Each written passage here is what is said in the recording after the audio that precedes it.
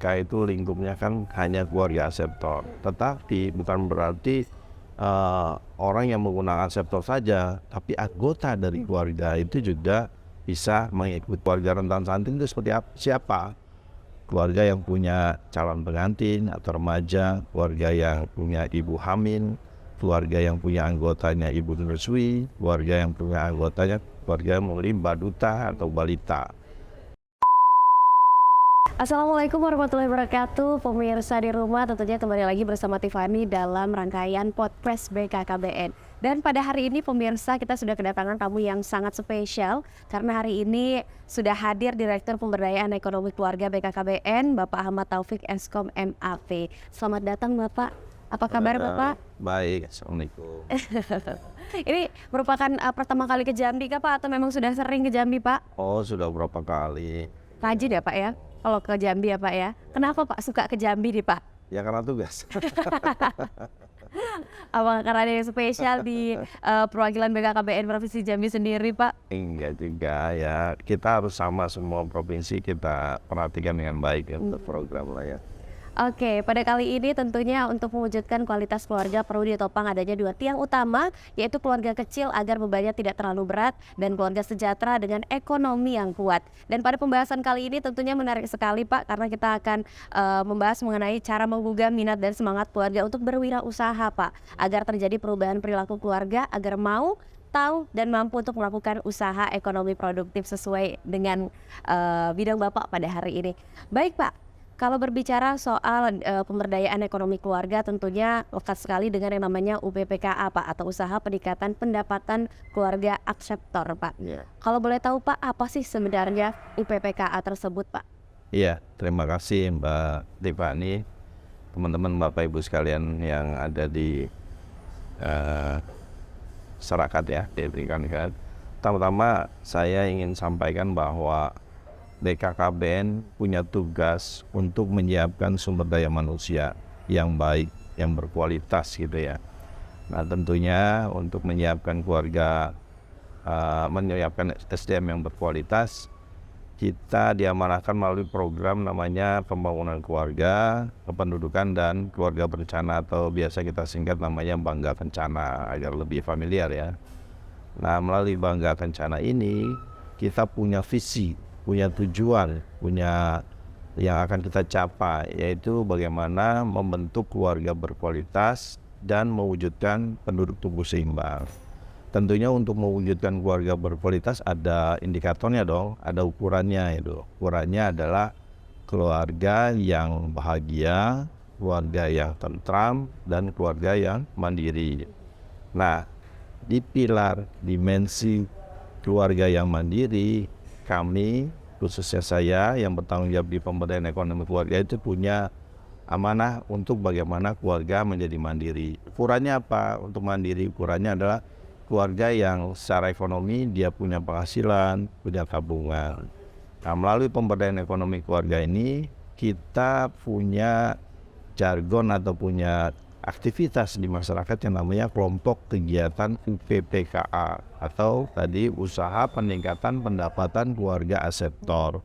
Ini hampir mirip dengan UMKM lah, UMKM, tetapi lebih batasannya adalah keluarga aseptor dan anggota-anggotanya. Jadi UPPKA itu adalah sekumpulan keluarga-keluarga aseptor atau anggota-anggota keluarga aseptor yang mau secara mandiri ekonominya berwirausaha. Nah, melalui usaha seperti usaha MKM lah, usaha-usaha kecil gitu, yang tentunya modalnya juga secara mandiri, kemudian juga semuanya secara mandiri. Kita pemerintah atau dalam hal ini BKKBN mendorong atau memfasilitasi bagaimana mencari sumber-sumber, bagaimana meningkatkan kapasitas produksinya, dan bagaimana kita memfasilitasi untuk memasarkannya. Nah itulah namanya UPPKA. UPPKA. Jadi ini adalah bisa dibilang UMKM di bawah binaannya BKKBN ya Pak ya? Betul. Secara singkat ya. Baik Pak, ini untuk siapa saja sih sebenarnya UPPKA ini Pak? Ataukah memang semua orang boleh ikut serta dalam UPPKA ini, atau memang hanya ada kelompok-kelompok tertentu yang boleh ikut serta dalam UPPKA tersebut Pak? Iya. Tadi saya sudah sampaikan bahwa UPPK itu lingkupnya kan hanya keluarga aseptor, tetapi bukan berarti orang yang menggunakan aseptor saja, tapi anggota dari keluarga itu juga bisa mengikuti seperti anaknya, ponakannya dan lain sebagainya itu bisa, karena itu masih dalam lingkup keluarga aseptor. Nah juga sekarang kita kan mau punya tugas ya, mau punya tugas untuk menjadi ketua atau koordinator pencegahan stunting. Itu juga kita bisa merekrut keluarga-keluarga yang rentan stunting, misalkan calon pengantin atau remaja, kemudian ibu yang hamil, ibu yang menyusui, atau ibu yang mempunyai anggota balita itu juga bisa turut serta menjadi anggota dari kelompok UPPKA. Oke, jadi ini banyak sekali ya Pak ya. Ya. Dan balik lagi kita mendukung yang namanya program penurunan stunting di Indonesia khususnya di Iya. Provinsi Jambi. Baik Pak, kalau berbicara soal UPPKA, adakah organisasi resmi di Indonesia nih Pak? Yang seperti apa struktur organisasi tersebut sendiri Pak? Ya, UPPK ini tentunya diatur diatur namanya Perban 17 tahun 2020, di mana di situ ada pedoman bahwa untuk membentuk UPPKA agar UPPKA itu legal, agar UPPKA itu terlindungi, agar UPPKA itu kepastian hukumnya juga terjamin apabila. Jadi kita sarankan di dalam perban itu untuk disahkan oleh aparat setempat lah, misalkan lurah atau kepala dusun atau RT RW lah gitu. Nanti di situ di strukturnya itu ada ketuanya, ada bendaharanya, ada sekretarisnya, bahkan ada anggotanya. Nah minimal kelompok-kelompok UPPK itu kalau orangnya terdiri dari 5 sampai dengan 10 orang yang tadi kita bagi struktur organisasinya, sehingga mereka punya tanggung jawab bahwa saya sebagai sekretaris berarti saya untuk memanage ini, kemudian saya sebagai bendahara untuk manage keuangannya gitu. Anggota mungkin bisa membantu produksinya, mencari segala macam, atau mau memasarkan itu bisa bisa diatur di dalam kelompok itu. Oke, untuk jenis usahanya sendiri Pak, ini apakah ada syarat tertentu nih Pak untuk jenis usaha dari UPPKA ini, atau memang bebas pilih usaha apa aja Pak? Iya, nggak kita batasi ya. Yang namanya UMKM itu kan beragam ya, bermacam-macam. Ada makanan, ada kuliner ya, makanan, kemudian ada kerajinan, bahkan ada jasa sampai pertanian itu. Tetapi sebagian besar dari kelompok yang kita data itu 95%-nya adalah kuliner atau makanan. Kuliner. Oke. Ini di Provinsi Jambi UPPKA ini sudah tersebar cukup luas kah Pak? Atau memang baru saja perkenalan untuk program UPPKA ini sendiri Pak? Oh sudah, jadi semua kabupaten kota baik yang di Jambi maupun di luar Jambi, di provinsi lain itu kita anjurkan, sudah kita bina ya sejak tahun 90-an atau 90-an. Itu ya itu tadi, karena kita punya tujuan untuk membentuk keluarga berkualitas, salah satu ini menjadi keluarga mandiri adalah berwirausaha. Jadi kita anjurkan untuk setiap kabupaten, setiap desa itu ada pembentukan kelompok. Setiap tahun kita menganjurkan ada pembentukan kelompok minimal 1 sampai dengan 3 kelompok setiap tahun. Oke, sebenarnya Pak, kalau berbicara soal tujuan nih Pak, tujuannya tadi tentunya untuk mensejahterakan masyarakat Pak. Sebenarnya tujuan utama dari si UPPKA ini direalisasikan di tiap-tiap daerah di provinsi yang ada di Indonesia itu seperti apa sih Pak? Ya, tadi saya sudah sampaikan ya, tujuannya adalah bagaimana keluarga itu menjadi mandiri secara ekonomi. Artinya berdampak kepada nanti terhindar dari kemiskinan, ya, terhindar dari kemiskinan. Nah, di samping terhindar dari kemiskinan dan mandiri, juga salah satu pilar yang bisa menopang keluarga itu menjadi keluarga yang berkualitas. Kalau keluarga sudah berkualitas, artinya dia nanti merencanakan keluarganya itu akan lebih baik, sehingga menjadi keturunannya anaknya menjadi SDM yang baik, anak yang berkualitas itu. Seberapa kompleks nih Pak keterkaitan antara program UPPKA ini dengan program penurunan stunting yang sedang dicanangkan atau digencarkan oleh pemerintah saat ini Pak?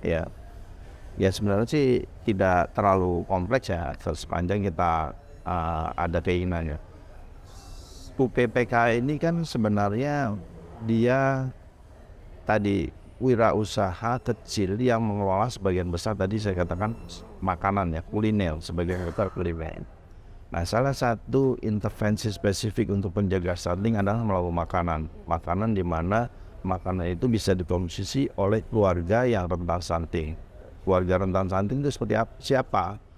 Keluarga yang punya calon pengantin atau remaja, keluarga yang punya ibu hamil, keluarga yang punya anggotanya ibu menyusui, keluarga yang punya anggotanya keluarga yang memiliki baduta atau balita.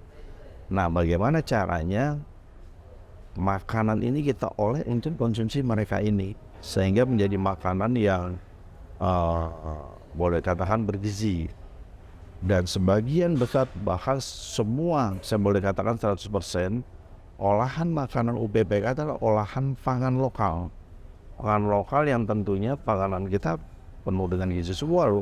Lele, ada telur, ada kelor, itu yang protein hewaninya sangat membantu untuk mencegah stunting gitu loh. Nah, ini mereka bisa mengolah makanan ini menjadi konsumsi keluarga-keluarga rentan stunting itu. Nah, kebetulan kami juga punya program namanya DASAT. DASAT itu Dapur Sehat Atasi Stunting. Nah, alangkah baiknya kalau DASAT ini dimotori atau diembriokan dari kelompok UPPK ini. Kenapa? Karena mereka sudah profesional untuk mengolah produksi makanan dan memasarkan gitu, sehingga akan lebih cepat running dan akan eksistensi dapur saya itu berjalan dibanding kalau membentuk baru terus mesti belajar lagi. Nah, dengan dia berkontribusi produksinya untuk keluarga yang rentan stunting, itu salah satu pencegahan stunting melalui spesifik langsung dengan makanan. Dan yang kedua, anggotanya kan punya kemandirian ekonomi kan, artinya terhindar dari kemiskinan, punya biaya untuk asupan yang lebih baik. Jadi ada 2 poin dalam hal ini UPPK. Di satu sisi dia untuk memberikan manfaat kepada orang lain untuk mencegah stunting, satu sisi dia juga menolong dirinya sendiri, keluarga sendiri untuk mencegah stunting. Oke, ini menarik sekali. Kalau di Jambi ini Pak memang sangat terkenal yang namanya DASAT ini tadi Pak. Iya, sehat atas stunting. Iya, ini biasanya kita bawa tulisan DASAT nih Pak, tapi sepertinya ini lagi lupa nih Pak. Oke, baik Pak. Ini kalau berbicara soal UPPKA tentunya banyak sekali pemberdayaan terhadap masyarakat yang dilakukan oleh BKKBN. Ini untuk bekerja sama dengan organisasi pemerintah sendiri adakah Pak? Oh iya, tadi saya bilang UPPKA ini atau pemberdayaan ekonomi kan lebih banyak kemandiriannya. Ya, biayanya mandiri, modalnya mandiri, terus semuanya mandiri. Nah, tentunya ini butuh mitra kerja. Satu mitra kerja yang mengayomi untuk kelompok UPPKA sendiri, yang satu mitra kerja yang bisa dijadikan sumber artinya sumber untuk memfasilitasi kelompok kelompok usaha mikro ini. Nah, untuk mengayomi kita punya yang namanya AKU atau Asosiasi Kelompok UPPKA atau perkumpulan kelompok UPPKA yang kita sebut namanya AKU. Di setiap provinsi, kabupaten, kota itu ada asosiasi untuk perkumpulan itu untuk mengayomi bagaimana tetap UPPK eksis. Tetapi satu sisi juga kita harus menggandeng mitra kerja swasta yang sebagai bapak asuh atau sebagai ibu asuh, bagaimana UPPK ini tetap eksis. Kita bisa ambil kesempatan melalui yang namanya CSR, atau kan CSR. Jadi ada program-program sosial di setiap perusahaan-perusahaan, terutama perusahaan yang lebih besar gitu. Oke, jadi selain dari pemerintah juga dari pihak swasta diikutsertakan ya Pak dalam keterkaitan dan juga keterlibatan pemberdayaan. Bukan hanya swasta dan pemerintah, kita namanya polanya pentahelix. Jadi kita juga bisa mengaitkan selain bisnis, pemerintah, akademisi juga karena dia punya teori-teori tentang gizi yang baik, teori tentang manajemen pengelolaan wirausaha dan sebagainya, itu juga kita libatkan, termasuk media. Ikut serta jadi ya semua pihak ya Pak ya. Oke Pak, bagaimana sih Pak kontribusi dari setiap organisasi pemerintah, swasta, akademisi dan juga berbagai macam organisasi lainnya terhadap si UPPKA ini tadi Pak? Hmm. Ya, kontribusinya masing-masing punya peran ya, punya perannya. Misalkan tadi untuk akademisi dia bisa membantu kita. Contohnya akademisi kan dia punya program yang namanya KKN ya, kuliah Ya, kerja KKN. nyata. Nah, kuliah kerja nyata teman-teman mahasiswa itu kan mengabdikan kepada masyarakat kan untuk menyampaikan programnya, untuk boleh dikatakan dia akan nanti terjun ke masyarakat, dia sudah terlatih di situ. Nah, alangkah baiknya kalau mahasiswa-mahasiswa yang masuk di dalam KKN ini sekaligus mensiarkan atau mempublikasikan atau menyuluh program-program kita, terutama program pemberdayaan ekonomi keluarga. Dan juga misalkan dari tadi kan dari perusahaan-perusahaan besar kita gandeng CSR-nya. Kemudian untuk media, untuk publikasinya menyiarkan pentingnya program ini untuk ke masyarakat. Macam-macam lah, seperti kalau di pemerintahan itu juga nggak hanya satu pemerintahan, ada yang menangani tentang UMKM yaitu Kementerian Koperasi dan UKM, ada Kementerian Perdagangan untuk marketingnya, untuk penjualannya, kemudian ada menteri namanya Parekraf untuk apa? Untuk kreasi-kreasi produk-produk lokal. Kemudian ada Kementerian Investasi BPKN untuk apa? Untuk melegalisasi wirausaha. Jadi di Kementerian Investasi atau BKPM itu mengeluarkan namanya nomor izin berwirausaha. Nah, akan lebih baik lagi kalau UPPK ini sudah terdaftar NIB-nya. NIB. Kenapa? Nanti akan terjamin pasti deh hukumnya, terjamin kemudahan wirausahanya. Nanti kan dapat supply dari Kementerian Koperasi, kemudian nanti kalau ada bantuan presiden juga punya ini, dibanding kalau UPPK-nya itu tidak terlegalisasi gitu. Nah ini, jadi kita perlu menggandeng semua unsur yang punya kontribusinya masing-masing di sisi apa. Oke, jadi kalau sudah legal, sudah terdaftar NIB-nya ini semakin mudah nih Pak. Semakin mudah. Menyisir dari sisi-sisi pemerintahan juga bisa ya Iya, Pak ya. betul. Untuk setiap wirausaha yang tergabung dalam UPPKA ini. Tentunya ini pemirsa podcast BKKBN menarik sekali pembahasan kita pada hari ini Pak. Tapi kita break dulu sejenak dan kita akan kembali lagi tetap dalam podcast BKKBN. Baik pemirsa, tentunya masih bersama Tiffany dalam podcast BKKBN dan masih bersama dengan narasumber kita pada hari ini yaitu Bapak Ahmad Taufik Eskom MAP selaku Direktur Pemberdayaan Ekonomi Keluarga BKKBN. Dan pada hari ini tadi kita sudah berbicara mengenai detail apa sih itu UPPKA dan juga siapa saja yang terlibat dalam program BKKBN salah satu ini yaitu UPPKA. Selanjutnya Tiffany mau tanya nih Pak, sejauh mana sih Pak perjalanan UPPKA di Indonesia sampai saat ini Pak? Ya. UPPKA mulai dikembangkan sejak tahun 90-an ya. Dulu namanya UPPKA atau Usaha Peningkatan Pendapatan Keluarga. Kemudian di tahun 2000-an berubah karena ingin mengembang lebih luas. Kita singkat namanya UPPKS atau Usaha Peningkatan Keluarga Sejahtera, sehingga semua kita kaitkan. Tetapi kemudian ada kebijakan baru bahwa BKKBN itu ngapain ngurusin semuanya, jadi harus fokus ke keluarga sektor karena tujuan dari BKKBN adalah menyiapkan keluarga melalui pelayanan KB sehingga kembali menjadi UPPKA. Nah saat ini UPPKA yang ada di Indonesia itu ada sekitar 34.564 dan ini juga fluktuatif ya, artinya ada yang aktif, ada yang tidak. Tadi karena biasanya kalau yang tidak aktif tuh dia membentuknya hanya membentuk, tetapi dia tidak cari intinya atau sumbernya. Misalkan harus ada kadernya, harus misalkan anggotanya ada yang punya keahlian berwirausaha, punya bakat, atau minimal dia punya usaha kecil dulu, sehingga nanti usaha kecil itu dengan dikelompok menjadi beberapa anggota akan lebih baik. Jadi itulah perkembangannya sampai saat ini ada sekitar 34.564 sekitar segitulah. Dan 95% adalah wirausaha kuliner. Selebihnya kerajinan, jasa, ada juga pertanian. Ini bukan angka yang sedikit ya Pak ya, Ya. cukup banyak bisa dibilang Pak ya, 34 ribuan. Dan untuk kontribusi sendiri UPPKA terhadap peningkatan ekonomi keluarga sendiri nih Pak, apa yang dirasakan oleh teman-teman anggota UPPKA Pak sampai saat Iya. ini? Ya tentunya tadi yang seperti saya sampaikan ya, bahwa tujuannya adalah kita mau membentuk keluarga berkualitas. Salah satunya adalah bagaimana keluarga itu menjadi mandiri. Syarat untuk menjadi keluarga mandiri kan punya penghasilan. Selain punya penghasilan, dia juga punya tabungan, sehingga benar-benar dia menjadi keluarga yang benar-benar mandiri secara ekonomi. Nah, ini yang dirasakan apabila teman-teman atau kelompok-kelompok anggota-anggota kelompok masuk ke dalam kelompok ini atau kelompok UPPK ini, artinya dia punya sumber penghasilan. Walaupun sumber penghasilannya tidak terlalu banyak ya, tetapi artinya dia sudah mampu mempunyai penghasilan.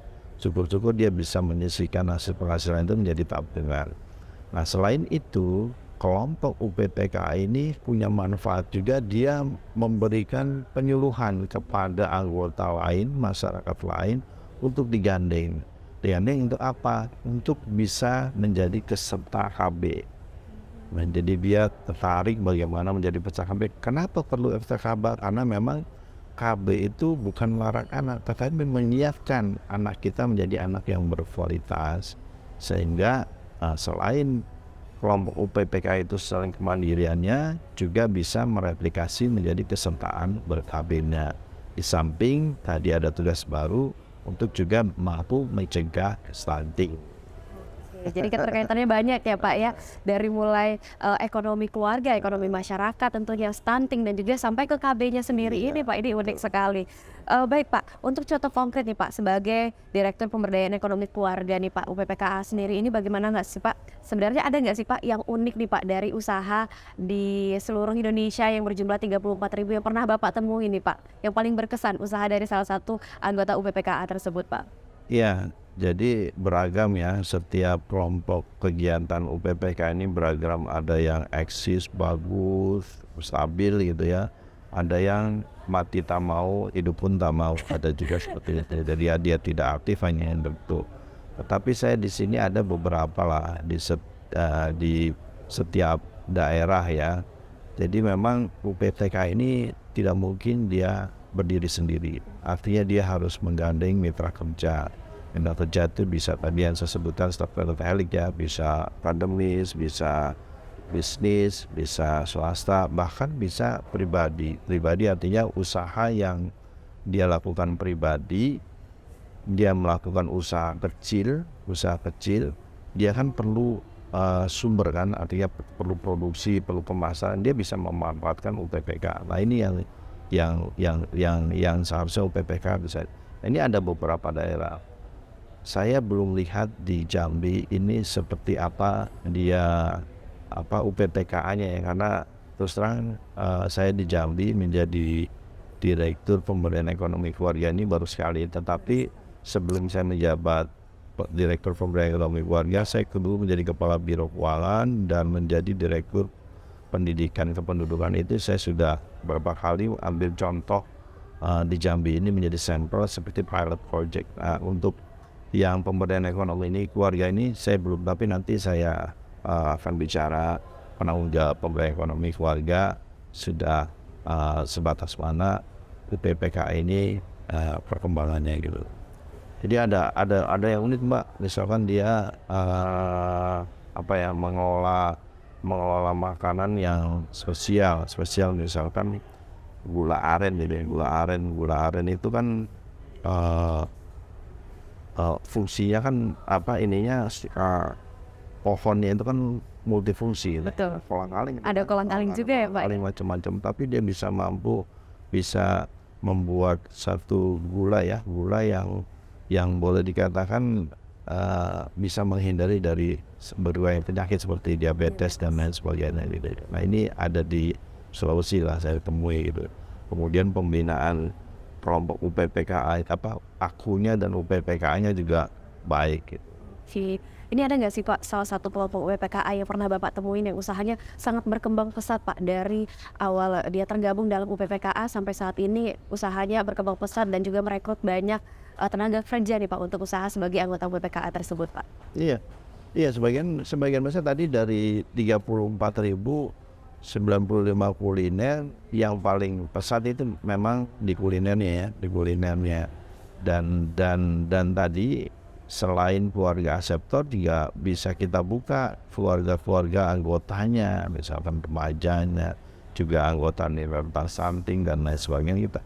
Nah ini tentunya satu peluang ya untuk bisa merekrut tenaga kerja kita yang tidak punya penghasilan atau tidak punya usaha atau tidak punya pekerjaan, itu bisa bergabung ke situ gitu. Kemudian rata-rata Mbak, kalau lihat dari data ya, antara yang non aktif, tidak aktif dengan aktif itu lebih banyak aktifnya, Iya, walaupun Pak ya. usahanya kecil Mbak ya, nggak banyak ya, sekitar 2 sampai 5 juta, bahkan yang paling besar itu sampai 10 juta, tapi dia konsisten. Konsisten. Bahkan saya pernah ini kebetulan saya temuin di Jawa ya, daerah Jawa, Banten, itu dia tanpa modal Mbak. Jadi dia pinjam di BRI 25 juta. Kemudian dia terus akhirnya berkembang, balik modal, bisa memulangkan 25. Bahkan dia punya saving, punya untungan itu sekitar 20 juta. Dia tidak mau pakai uang dia pinjam lagi ke BRI. Begitu lagi. Jadi jalan terus, dia malah memanfaatkan uang pinjaman dan eksis terus gitu. Jadi uang yang keuntungannya tinggal dibagi oleh teman-temannya atau mengembangkan jumlah produksinya gitu. Ya, jadi Kan luar biasa. punya tujuan ya sebenarnya Pak minjem ya Pak ya, biar bisa balikin lagi. Ya biasa dia mutarkan uang pinjaman tanpa modal kan itu kan. Ya jangan, tapi dia bisa masukin benefitnya untuk mengembangkan usahanya sama anggota. Jadi 25 juta loh. agak sedikit unik ya Pak ya. Baik Pak, untuk UPPKA sendiri nih Pak, tadi kita sudah membahas mengenai keterkaitan UPPKA dan juga KB nih Pak. Kalau untuk stunting tadi kan sudah kita bahas juga Pak, tapi seberapa jauh sih Pak keterkaitan tersebut Pak antara KB dan juga stunting dengan UPPKA ini Pak? Ya tadi ya sebenarnya tidak jauh langsung ya, tapi fungsi penyuluhannya tadi. Kalau UPPKA, kalau untuk ber-KB lebih banyak ke fungsi penyuluhannya. Penyuluhannya bagaimana bisa mereplikasi, bagaimana bisa mengembangkan, menarik anggota-anggota masyarakat lain untuk bisa bergabung menjadi UPPK yang nantinya kan harus ber-KB gitu. Udah masuk itu jadi terikat untuk ber-KB.